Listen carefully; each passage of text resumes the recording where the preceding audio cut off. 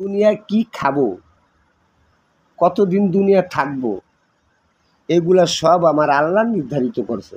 এবং আমি দুনিয়ায় আসার আগে আল্লাহ সব রেডি করে রাখছে। আমি মায়ের গর্ভে থাকতে কি খাবো, মায়ের গর্ভের তা বাইরে কি খাবো, আমার কয়দিন পরে এই পাথরের মতন দাঁত হবে, সব আল্লাহ আমার জন্য বাজেট করে সব কিছু রাখছে। আমি দুনিয়ায় আসার আগে আমার কষ্ট করা লাগে না, সব জিনিসগুলো আমি পাইছি নাকি পাই নাই।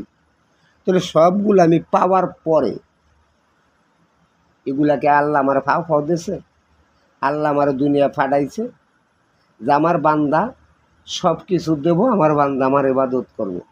তাহলে আজকে আমি সব কিছু আল্লাহটা নিচ্ছি, কিন্তু আমি তার ইবাদত করতেছি না। যেমন রফিক চাকরি করতেছে, সারা মাস ডিউটি করলে যদি মাস শেষ তারে টাকা না দেয়, তাহলে তুমি দুনিয়াটা থাকতেছো, সব নিয়ামত পালন করতেছো, আল্লাহর সব কিছু খাইতেছো, আল্লাহর ইবাদত করতেছো না। তুমি কালকে কবরে গেলে তোমার জান্নাত দেব আল্লাহ? এত সস্তা? তোমার জন্য শাস্তি আছে। গার্মেন্টস ভাঙচুর করে কেন?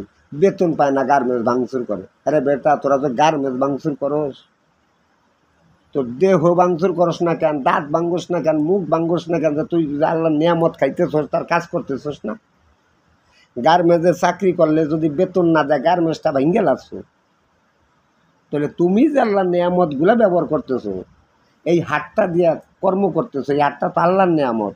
ও হাতটা তো একদিন কাটি গেলাইলে না যে তুই নামাজ পড়লাম না তোরে দিয়া, এ চোখ তোরে লই আমি মসজিদ করে গেলাম না, গুরুর কথা শুনলাম না, গুরুর কথা মানে চৌকি মুড়ি গেলাম, তো একদিন তো করলাম না,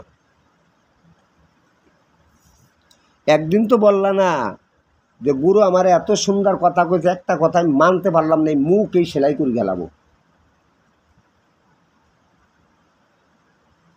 দুনিয়া নাজির পাগলার কথা শোনো, খালি শুনলব না, এই কান্দা ঢুয়ে এই কান্দা বাইর করতে লব না।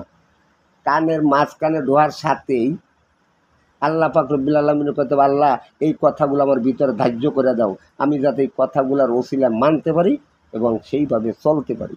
কারণ কথার একবার শুনতেছো, এই কথা বাইর করিয়ে ফেলার সাথে কোনো কাজ হবে না।